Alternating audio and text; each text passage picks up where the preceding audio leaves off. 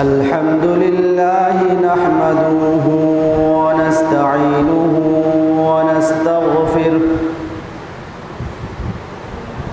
ونؤمن به ونتوكل عليه ونعوذ بالله من شرور أنفسنا ومن سيئات أعمالنا من يهده الله فلا مضل له ومن يضلله فلا هادي له أشهد أن لا إله إلا الله وحده لا شريك له لا وزير له ولا نذير له ولا مثل له ولا مثال له ولا مقارن له ولا مكاظم له ولا مداني له ولا مضارع له ثم نشهد أن سيدنا وسندنا وشفيعنا وحبيبنا وحبيب ربنا وطبيبنا وطبيب قلوبنا وأولانا ومولانا محمدا عبده تعالى ورسوله أرسله الله تعالى بالهداية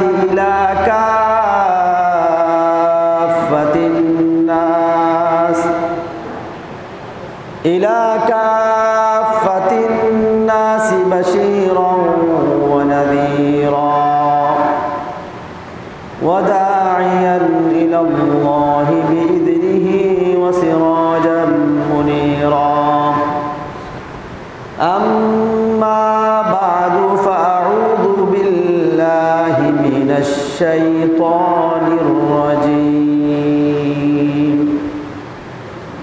بسم الله الرحمن الرحيم ظهر الفساد في البر والبحر بما كسبت أيدي الناس ليذيقهم بعض الذي عملوا لعلهم يرجعون آمنت بالله صدق الله العلي العظيم وبلغنا رسوله النبي الأمي الكريم ونحن على ذلك لمن الشاهدين الشاكرين والحمد لله رب العالمين اللهم صل على محمد وعلى آل محمد كما صليت على إبراهيم وعلى آل إبراهيم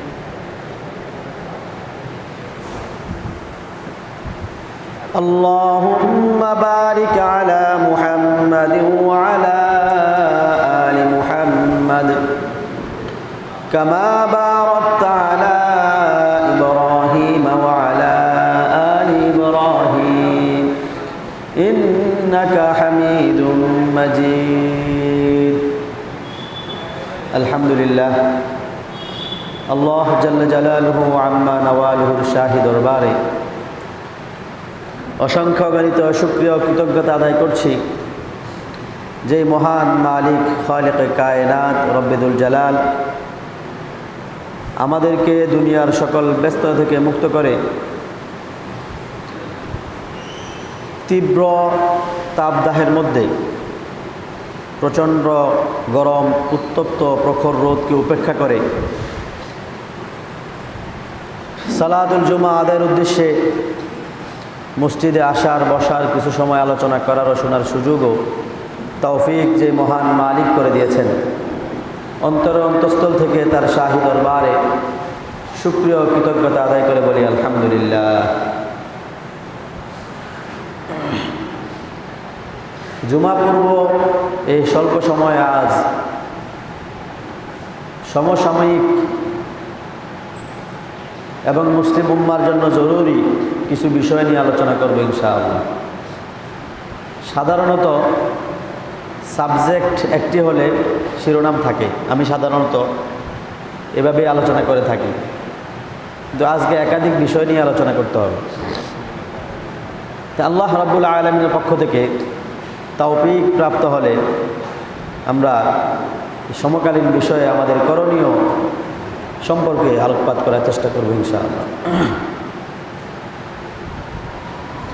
প্রথমত আমাদেরকে আমাদের দেশের সংস্কৃতি ও রাজনৈতিকভাবে মুসলিম উম্মাহকে ঈমান থেকে দূরে সরাবার জন্যে যে মতাদর্শ দেশে প্রতিষ্ঠিত হয়েছে, প্রতিষ্ঠিত করার চেষ্টা করা হচ্ছে এবং ওই মতাদর্শ লালন করার কারণে দিন দিন বহু সংখ্যক মুসলিম নিজের অজান্তে মুরতাদ তথা ইসলাম থেকে বের হয়ে যাচ্ছে। বিষয়টি ইদানিং বেশি আলোচনা হওয়ার কারণে আজ সংক্ষিপ্ত পরিসরে আলোচনা করার চেষ্টা করব। বিষয়টি হলো ইসলাম তথা ধর্ম আগে না মানুষ আগে। আমাদের সমাজে একটা কথা বলতে শোনা যায়, সবার ঊর্ধ্বে মানুষ, তার ঊর্ধ্বে কেউ নেই। সবার উপরে মানুষ সত্য, তার উপরে সত্য কিছু নেই। এটা বলে বোঝানোর চেষ্টা করা হয় ধর্ম যার যার, মানবতা সবার, ধর্ম যার যার, উৎসব সবার, এই জাতীয় স্লোগান আমাদের সামনে পেশ করা হয়। এই স্লোগানগুলোর বাহ্যিকভাবে মুখরোচক হলেও এর বাস্তবতা উপলব্ধি না করার কারণে আমরা অনেকেই ফাঁদে পড়ে যাই এবং এই স্লোগান এর বিশ্বাসী হয়ে ঈমান হারা হয়ে যায়। আগে মানুষ না আগে ইসলাম?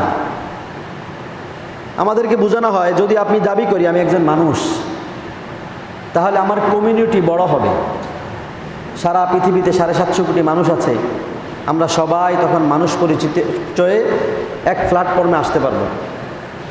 আর যদি আমি পরিচয় দেই আমি মুসলিম, তাহলে আমার কমিউনিটি ছোট হয়ে যাবে। আমি মাত্র কোনো 200 থেকে 200 কোটির মধ্যে সীমাবদ্ধ হয়ে গেলাম, আর 450 বা 550 কোটি মানুষ, 550 কোটি মানুষ থেকে আমি বিচ্ছিন্ন হয়ে গেলাম, আমি তাদের কমিউনিটি থেকে বের হয়ে গেলাম। সুতরাং যারা দাবি করবে আমি মুসলিম এবং মুসলিম পরিচয়ে বড় হতে চাইবে, তারা হলো সাম্প্রদায়িক। আর যারা মানুষ পরিচয়ে বড় হবে, মানুষ পরিচয়ে পরিচিত হবে, তারা হলো অসাম্প্রদায়িক। এদেশের নাস্তিক মুরতাদ কুলাঙ্গাররা এই মতবাদকে প্রতিষ্ঠিত করার জন্য দিন রাত নিরলস মেহনত করে যাচ্ছে। রাষ্ট্রযন্ত্রের সমস্ত উপায় উপকরণ ব্যবহার করে মিডিয়া থেকে নিয়ে রাষ্ট্রের প্রতিটি সেক্টরকে নিয়ন্ত্রণ করে তারা এই মতবাদ ঢুকানোর চেষ্টা করতেছে। এবং যারাই ইসলামকে সর্বশ্রেষ্ঠ ধর্ম মনে করে, ইসলামী রাষ্ট্র প্রতিষ্ঠা করতে চায়, ইসলামী খেলাফা প্রতিষ্ঠা করতে চায়, ইসলামী শাসন ব্যবস্থার কথা বলে, ইসলাম ও মুসলিম উম্মার স্বার্থের কথা বলে, কোনো বিধর্মীদের দ্বারা মুসলিম আক্রান্ত হলে সেখানে কথা বলে, তাদেরকে সাম্প্রদায়িক গোষ্ঠী বলে গালি দেওয়া হয়। এখন আমাদের জানার বিষয় হলো মানুষ আগে না ইসলাম আগে, এবং মানুষ বললে কমিউনিটি বড় হয় না মুসলিম বললে কমিউনিটি বড় হয়? আপনারা বলুন তো, মানুষ আগে না ইসলাম আগে? ইসলাম আগে। মুসলিম বললে তারা ভুল ধারণা, তারা বলে যে মুসলিম বললে কমিউনিটি ছোট হয়, সব মানুষ আসে না। কিন্তু বাস্তব হলো মানুষ বললে কমিউনিটি ছোট হয়, মুসলিম বললে বড় হয়। কারণ কি? মানুষ ছাড়া আরও কিছু জাতি পৃথিবীতে আছে। মানুষ সৃষ্টির আগে জিন জাতি ছিল, তারও আগ থেকে আল্লাহ রাব্বুল আলামিনের সৃষ্টি ফেরেশতারা আছে। এই ফেরেশতা এবং জিন জাতির সংখ্যা মানুষ থেকে বহুগুণ বেশি। এই ফেরেশতাদের সবাই মুসলিম। ফেরেশতাদের মধ্যে এমন কেউ নাই যারা আল্লাহ তাআলার অবাধ্য, আল্লাহ তাআলার নাফরমান।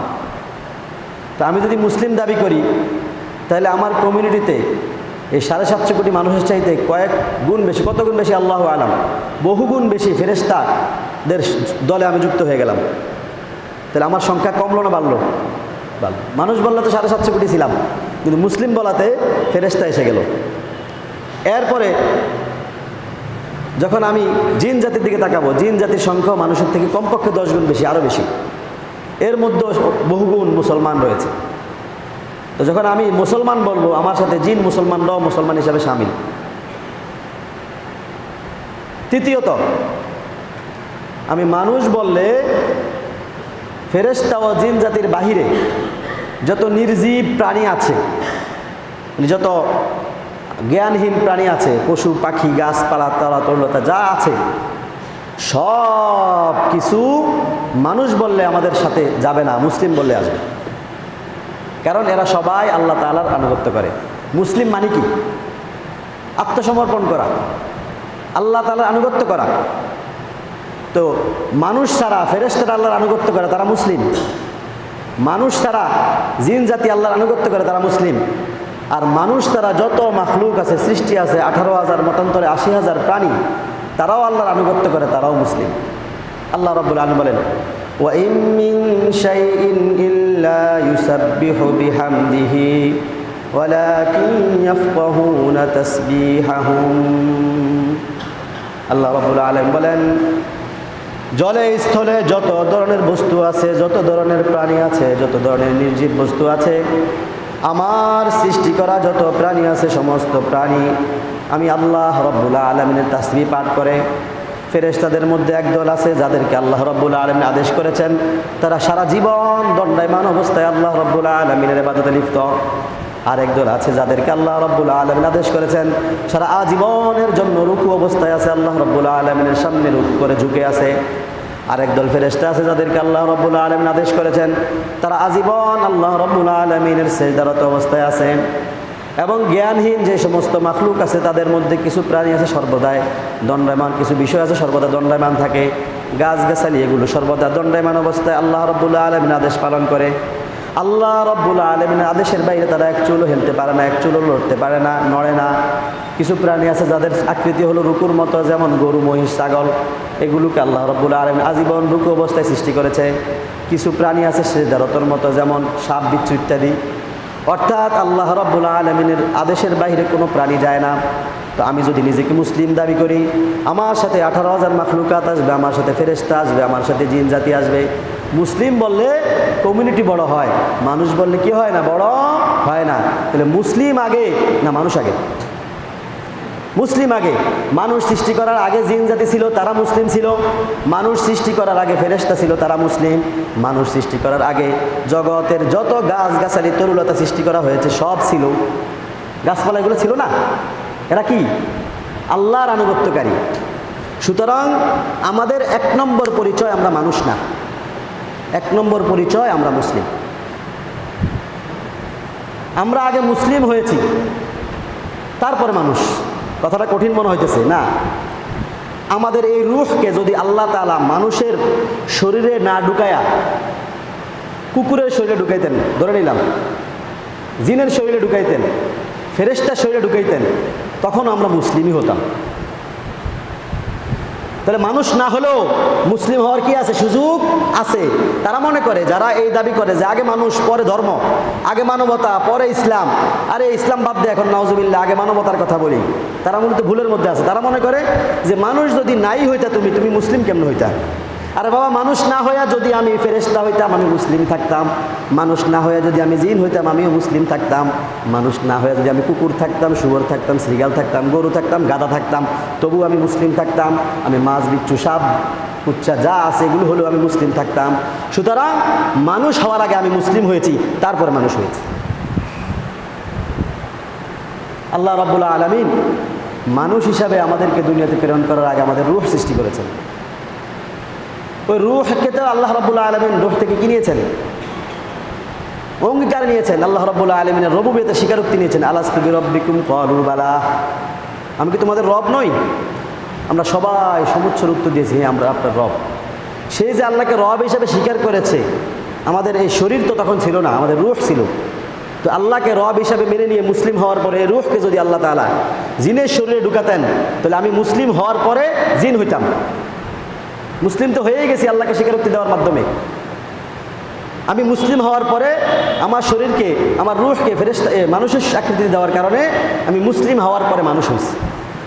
এই জন্য যতটা শিশু জন্মগ্রহণ করে, চাই হিন্দুর ঘরে হোক, খ্রিস্টানের ঘরে হোক, বৌদ্ধের ঘরে হোক, প্রতিটা শিশু মুসলিম অবস্থায় জন্মগ্রহণ করে। ফিতরাতাল্লাহিল্লাতী ফাতারান নাস আলাইহা লা তাবদীলা লিখালকিল্লাহ। আল্লাহ রাব্বুল আলামিন প্রতিটা শিশুকে মুসলিম হিসেবে দুনিয়াতে পাঠান। তো এই খ্রিস্টান কেমনে হয়? ওয়া বাওয়াহু ইউহাউদানিহি আও ইউনাসসিরানিহি আও ইউমাজ্জিসানি, তার বাবা মা তাকে ইহুদি বানায়। এজন্য নাবালেগ যদি শিশু হয়, নাবালেগ শিশু, হিন্দুর ঘরের শিশু মারা যাক, খ্রিস্টানের ঘরে শিশু মারা যাক, নাবালেগ শিশু সবই নিষ্পাপ, তাদের কোনো গুনাহ নাই। এই মুশরিকিনদের বাচ্চারা জান্নাতে যাবে না জাহান্নামে যাবে, এটা নিয়ে আলেমদের একটা দ্বিমত আছে। তবে বহু সংখ্যক আলেমদের মত তারাও জান্নাতে যাবে, কারণ তারা নাবালেগ ছিল। বাবা মার কুফরের কারণে, বাবা মার মূর্তি পূজার কারণে এই ছোট বাচ্চাদেরকে মূর্তি পূজারি কি করা হবে না? ধরা হবে না। জমহুর ওলামা একরামের এটাই মত। তাহলে বাচ্চা জন্মগ্রহণ করে মুসলমান অবস্থায়, কারণ আদম আলাইহিস প্রথমে রূহ সৃষ্টি করার পরে আল্লাহ যখন স্বীকারোক্তি নিছে, সবাই আল্লাহকে রব হিসাবে স্বীকার করার মাধ্যমেই মুসলিম হয়ে গেছে। এরপরে যখন হিন্দুর ঘরে আসছে সে মুসলিম হয়ে আসছে, খ্রিস্টানের ঘরে আসছে মুসলিম হয়ে আসছে, ইহুদির ঘরে আসছে সে মুসলিম হয়ে আসছে।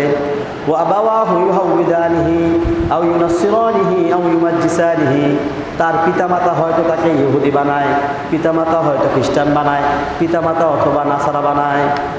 এই জন্য মুসলিম হওয়া ছাড়া মানুষ যে দাবি করবে সে মুসলমানদের থেকে বড় কমিউনিটি হয় নাই, বরং তার কমিউনিটি ছোট হয়ে গেছে। আমাদের দলে ফেরেশতা আছে, জিন আছে, সমস্ত মাখলুকাত আছে, আর তাদের দলে শুধু কি আছে? মানুষ আছে, জিন আর ফেরেশতা নাই। সুতরাং ইসলাম আগে পরে মানুষ, ধর্ম আগে পরে মানবতা। ইসলাম ছাড়া যারা অন্য ধর্মের অনুসারী, তারা মূলত শয়তানের পূজায় লিপ্ত। কার পূজায় লিপ্ত? শয়তানের পূজায় লিপ্ত। তারা মূলত আল্লাহর ইবাদত বাদ দিয়ে শয়তান ও নফসের ইবাদত করে। আল্লাহ আর শয়তান দুইজন কি একত্রে এক পক্ষ হওয়া সম্ভব না? দুই মেরুর। শয়তান মানুষদেরকে জাহান্নামের দিকে আহ্বান করে, আর আল্লাহ রাব্বুল আলামিন আল্লাহু ইয়াদউ ইলা দারিস সালাম মানুষদেরকে জান্নাতের দিকে আহ্বান করে। যারা আল্লাহর পথে চলবে তারা সোজা জান্নাতে যাবে, আর যারা শয়তানের পথে চলবে তারা জাহান্নামে যাবে। তাহলে আল্লাহ ও শয়তান উভয় দলের অনুসারী, আল্লাহর অনুসারী আর শয়তানের অনুসারী একত্রে সহাবস্থান করতে পারে না। যারা আল্লাহর অনুসারী তারা জান্নাতে যাবে, যারা শয়তানের অনুসারী তারা জাহান্নামে যাবে। উভয়ের রাস্তা ভিন্ন, দুনিয়াতেও উভয়ের রাস্তা ভিন্ন। এই দুই দলের মধ্যে কি মনে করেন? আল্লাহর শত্রুর অনুসারী আর আল্লাহর অনুসারী, আল্লাহ আর শয়তানের মাঝে যেমন বন্ধুত্ব হতে পারে না, আল্লাহর অনুসারী আর শয়তানের অনুসারীর মধ্যে বন্ধুত্ব হতে পারে না। তাই কোনো মুসলমান যদি কোনো হিন্দুকে বন্ধু বানায়,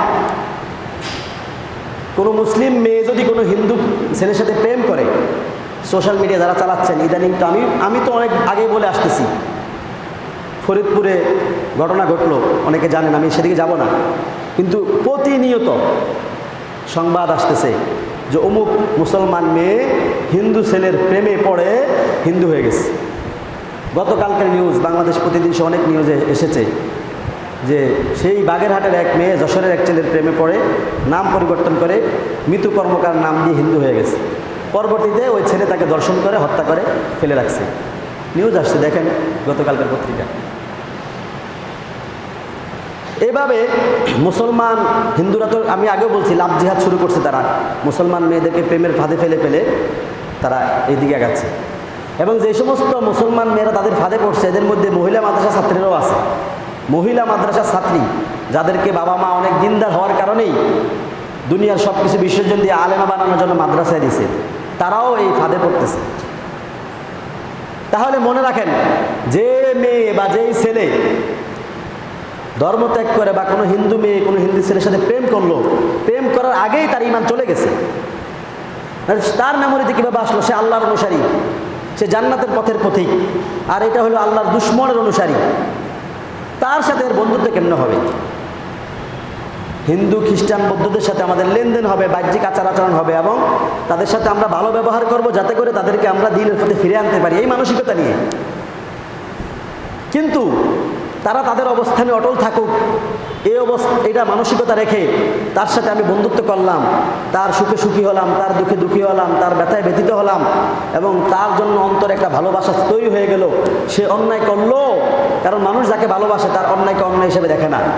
হুব্বুশ শাই ইউমি ওয়া ইউসিম্মু, বস্তুর ভালোবাসা মানুষকে অন্ধ করে দেয়, বধির করে দেয়। যে যাকে ভালোবাসে সে তার গুণগুলোই দেখে, তার দোষগুলো কোনো সময় দেখে না। এখন কোনো মুসলমান মেয়ে যদি কোনো হিন্দু ছেলেকে ভালোবাসে, তখন সে ওই হিন্দু ছেলের দোষগুলো দেখবে না, তার মূর্তি পূজার দোষ, এই চিন্তা ওই মুসলিম মেয়ের মাথা থেকে আস্তে আস্তে বের হয়ে যায়। কিছুদিন আগে বেইলি রোডে আগুন লাগছিল, সেখানে বললাম না একটা মেয়ে মারা গেছে, বাবা মা মুসলমান আসছে লাশকে দাফন করতে নেওয়ার জন্য। বেইলি রোডে আগুন লেগে 54 জন মারা গেল ধানমন্ডিতে গত 1-1.5 মাস আগে। সেখানে ঢাকেশ্বরী মন্দিরের পুরোহিত সন্ন্যাসী চলে আসলো না, সে তো প্রতিদিন আমার মন্দিরে আসতো, সে হিন্দু। খোঁজ নিয়ে দেখা গেল এক ছেলের প্রেমে পড়ে নিজে হিন্দু হয়ে গেছে। কারণ কি?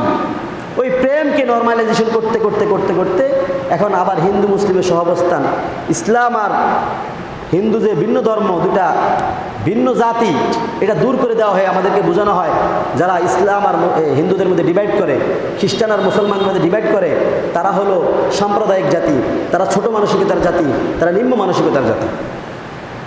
এই ব্যবধান তুলে দেওয়ার কারণে এখন আমাদের মুসলিম মেয়েরা হিন্দু ছেলেদের সাথে প্রেম করা শিখছে, আর প্রেম করে করে নিজের ঈমান বিসর্জন দিয়ে দিচ্ছে। এজন্য আল্লাহ রাব্বুল আলামিন বলেছেন, ইয়া আইয়ুহাল্লাযীনা আমানু লা তাত্তাখিযু বিতানাতাম মিন দুনিকুম, হে ঈমানদারগণ, তোমরা মুসলমান ছাড়া অন্য কাউকে অন্তরঙ্গ বন্ধু বানায়ও না। বন্ধুত্বের অ্যাক্টিং করা যায় তাকে ঈমানের দিকে আনার জন্য, কিন্তু অন্তর থেকে ভালোবাসার কোনো সুযোগ নেই। তো আমি শুরু থেকে আলোচনা করছিলাম যে ইসলাম আগে, পরে হলো মানুষ। মুসলিম হলে আমাদের সাথে ফেরেশতারাও আছে মুসলমান হিসাবে, আমাদের সাথে জিন জাতি আসে তারাও মুসলমান, আমাদের সাথে গাছ তরুলতা পাতা যত মাখলুকাত আছে তারাও মুসলমান।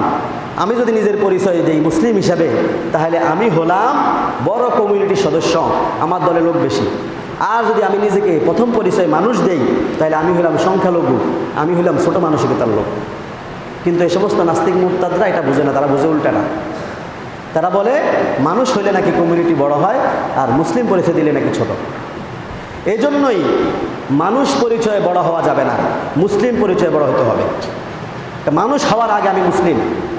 আমি মানুষ না হলে কুকুর হইলেও আমি মুসলিম হইতাম, আমি মানুষ না হয়ে জিন হইলেও আমি মুসলিম হতাম, আমি মানুষ না হয়ে ফেরেশতা হইলেও আমি মুসলিম হতাম, আমি মানুষ না হয়ে গাছ হইলে আমি মুসলিম হতাম। সুতরাং আমি আগে মুসলিম হয়ে গেছি, এরপরে আমি মানুষ হয়েছি। এটা আল্লাহ তাআলা আমাকে মানুষ বানিয়েছেন। এই জন্যই বর্তমানে নিজেকে মুসলিম পরিচয় দেওয়াটা অনেক শিক্ষিত সমাজ হীনমন্যতায় ভোগে, যে আমি মুসলিম পরিচয় দিলে তো আমার হিন্দু বন্ধুরা মনে কষ্ট পাবে, আমি মুসলিম পরিচয় দিলে তো আমার এই যে সেকুলার বন্ধুরা মনে কষ্ট পাবে, আমি মুসলিম পরিচয় দিলে আমার তথাকথিত বুদ্ধিজীবী সুশীল সমাজ মনে কষ্ট পাবে। এই তথাকথিত বুদ্ধিজীবী যা আছে এরা সবাই দেশের শত্রু, ইসলামের শত্রু, মানবতার শত্রু। এরা হলো বিদেশি সাম্রাজ্যবাদের কাছে বাংলাদেশকে বিক্রি করে দেওয়ার ষড়যন্ত্র এবং এজেন্ডা নিয়ে আসছে। এই জন্য মিডিয়া প্রোপাগান্ডা করে এদেরকে বুদ্ধিজীবী হিসেবে প্রতিষ্ঠিত করেছে।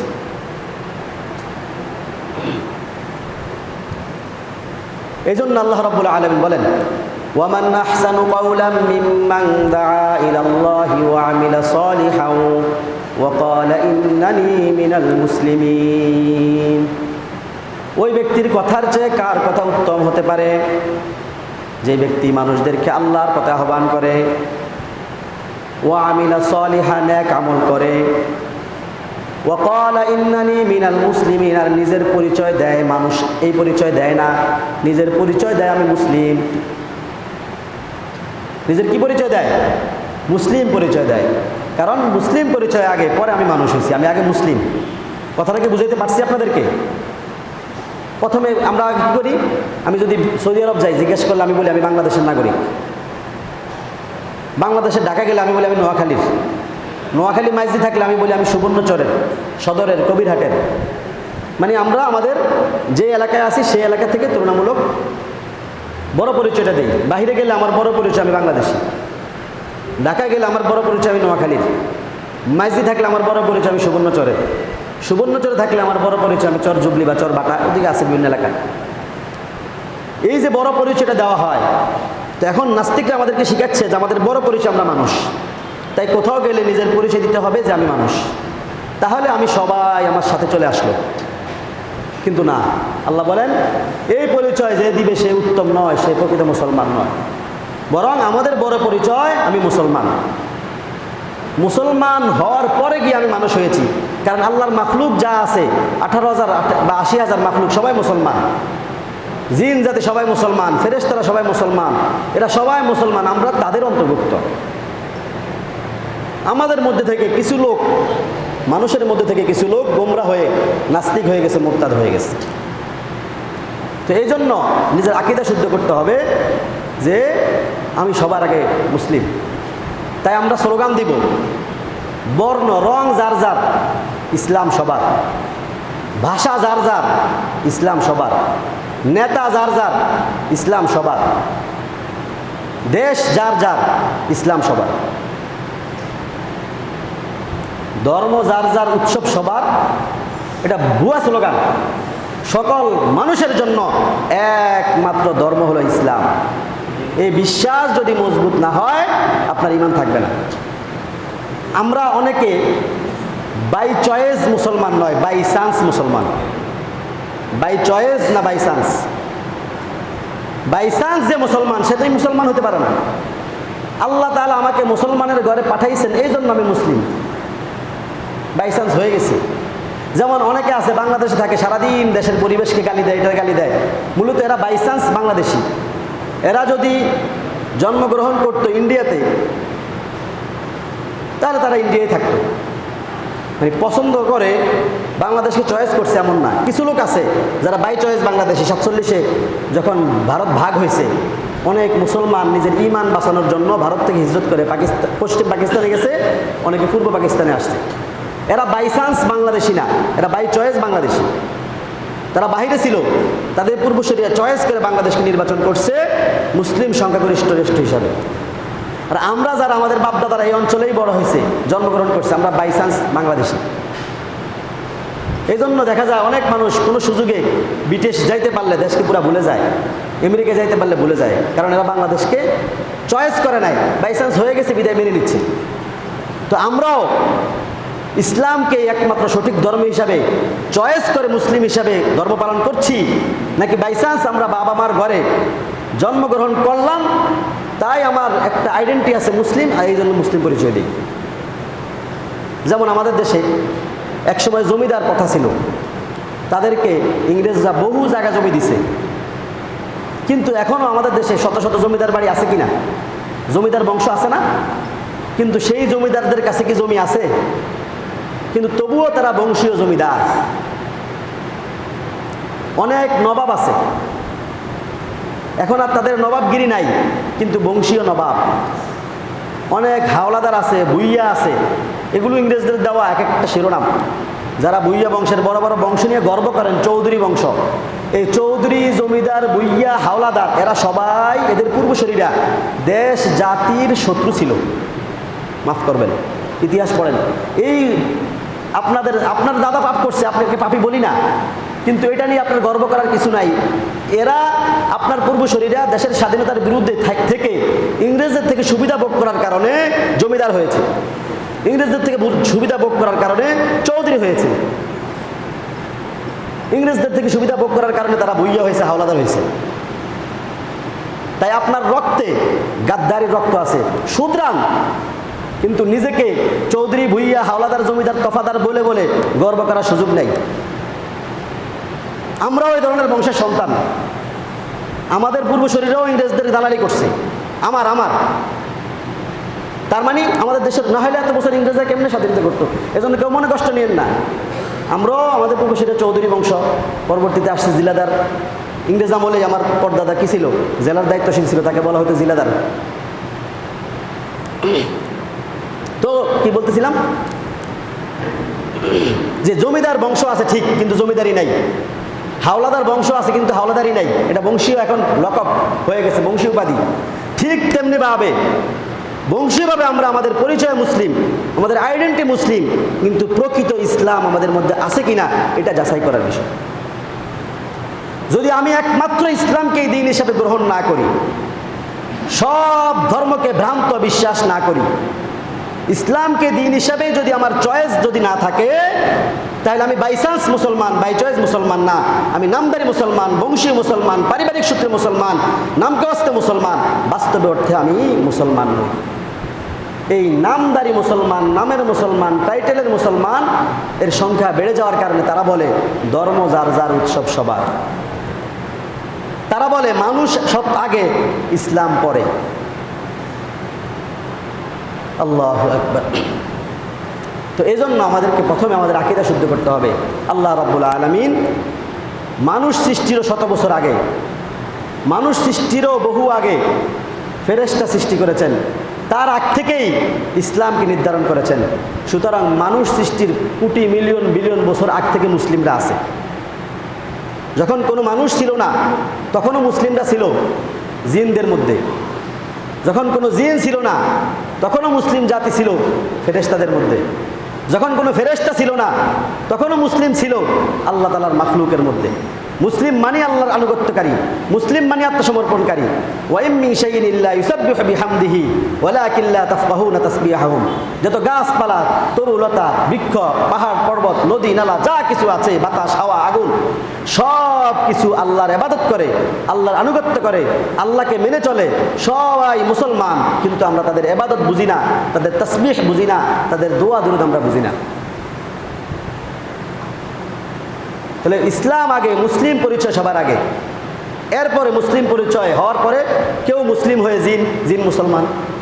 কেউ মুসলিম হয়ে ফেরেশতা, ফেরেশতা মুসলমান। কেউ মুসলিম হয়ে বাতাস, বাতাস মুসলমান। কেউ মুসলিম হয়ে আগুন, সে আগুন মুসলমান। কেউ মুসলিম হয়ে মানুষ, যেমন আমরা। তাহলে মানুষ মুসলিম, বিশাল বড় মুসলিম কমিউনিটির একটা অংশ। কিন্তু যদি আমি বলি আমার পরিচয় মানুষ, ইসলাম পরে, তার অর্থ আমি শিকড় ভুলে গেছি, বাস্তবতা ভুলে গেছি। তাই আজ থেকে আমরা এই বিশ্বাস যে আমাদেরকে, আমি একা এই মসজিদে বসে এই সত্য তুলে ধরলাম, কিন্তু আজ থেকে 50, 60, 70 বছর ধরে মিডিয়া, পত্রিকা, রাজনৈতিক সভা সমাবেশ থেকে নিয়ে সর্বত্র প্রচার করা হয় সবার উপর মানুষ, তারপর ধর্ম, সবার উপর মানুষ, তারপর ধর্ম, সবার উপর মানুষ, তারপর ধর্ম। এই বিশাল বড় সিস্টেমের বিরুদ্ধে আমার উল্টা স্লোগান, সবার আগে ইসলাম, তারপর মানুষ, সবার আগে ইসলাম, তারপর জিন, সবার আগে ইসলাম, তারপর ফেরেশতা, সবার আগে ইসলাম, তারপর বর্ণ, সবার আগে ইসলাম, তারপর রং, সবার আগে ইসলাম, তারপর ভাষা, সবার আগে ইসলাম, তারপর মানচিত্র, সবার আগে ইসলাম, তারপর পেশা, সবার আগে ইসলাম, তারপর অন্য সব কিছু।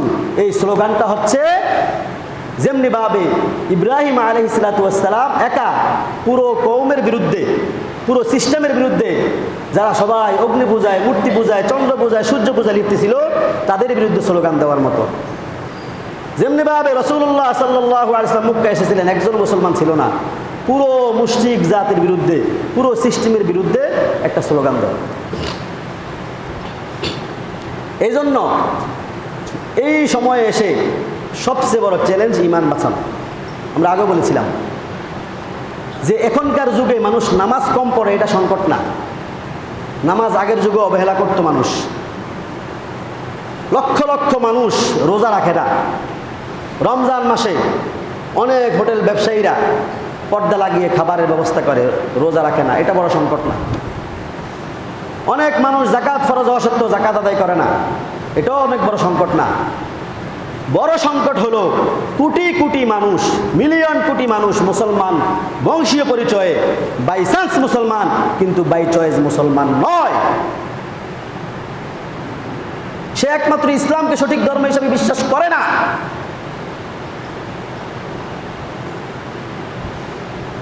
এই জন্যই নামাজে অলসতা হয়। এই যে ইবাদতের অলসতা তো আকীদার থেকেই।